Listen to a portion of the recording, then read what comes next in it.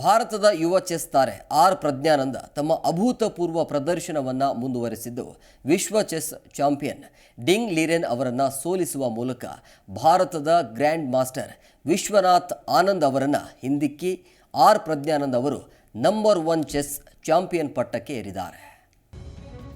ವಿಶ್ವ chess champion ding ಲಿರೆನ್ ಅವರನ್ನು ಸೋಲಿಸುವ ಮೂಲಕ ಭಾರತದ ಗ್ರ್ಯಾಂಡ್ ಮಾಸ್ಟರ್ ವಿಶ್ವನಾಥ್ ಆನಂದ್ ಅವರನ್ನು ಹಿಂದಿಕ್ಕಿ ಆರ್ ಪ್ರಜ್ಞಾನಂದ ಅವರು ನಂಬರ್ 1 ಚೆಸ್ ಚಾಂಪಿಯನ್ ಪಟ್ಟಕ್ಕೇರಿದ್ದಾರೆ.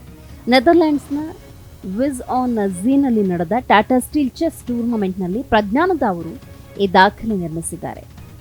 18 ವರ್ಷದ ಪ್ರಜ್ಞಾನಂದ್ ಕ್ವೈಡ್ ಲೈವ್ ರೇಟಿಂಗ್ನಲ್ಲಿ 5 ಬಾರಿಯ ವಿಶ್ವ ಚಾಂಪಿಯನ್ ವಿಶ್ವನಾಥನ್ ಆನಂದ್ ಅವರನ್ನು ಹಿಂದಿಕ್ಕಿದ್ದಾರೆ.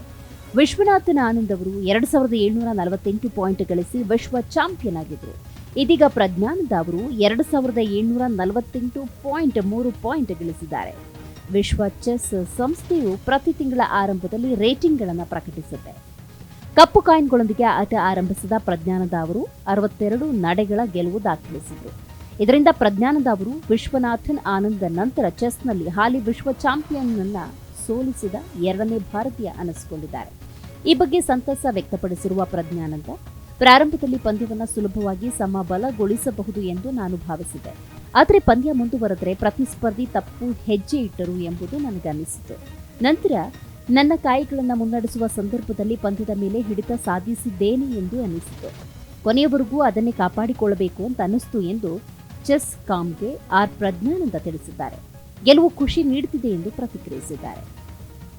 ಚೊಚ್ಚಲ ಆವೃತ್ತಿಯ ಬೆಂಗಳೂರು ಅಂತಾರಾಷ್ಟ್ರೀಯ ಗ್ರ್ಯಾಂಡ್ ಮಾಸ್ಟರ್ಸ್ ಚೆಸ್ ಟೂರ್ನಿಗೆ ಕ್ಷಣಗಣನೆ ಆರಂಭಗೊಂಡಿದ್ದು, ಟೂರ್ನಿಗೆ ನಗರದ ಕಂಠೀರವ ಒಳಾಂಗಣ ಕ್ರೀಡಾಂಗಣದಲ್ಲಿ ಚಾಲನೆ ಸಿಕ್ಕಿದೆ. ಬೆಂಗಳೂರು ಜಿಲ್ಲಾ ಚೆಸ್ ಸಂಸ್ಥೆಯು ಆಯೋಜಿಸುತ್ತಾ ಇರುವ ಟೂರ್ನಿ ಜನವರಿ 26ರವರೆಗೆ ನಡೆಯಲಿದೆ. ಭಾರತ ಸೇರಿದಂತೆ 20 ದೇಶಗಳ 2000 ಆಟಗಾರರು ಪಾಲ್ಗೊಳ್ಳಲಿದ್ದಾರೆ. 40 ಗ್ರ್ಯಾಂಡ್ ಮಾಸ್ಟರ್ಗಳು ಸ್ಪರ್ಧಿಸಲಿದ್ದಾರೆ. 3 ವಿಭಾಗಗಳಲ್ಲಿ ಸ್ಪರ್ಧೆಗಳು ನಡೆಯಲಿವೆ.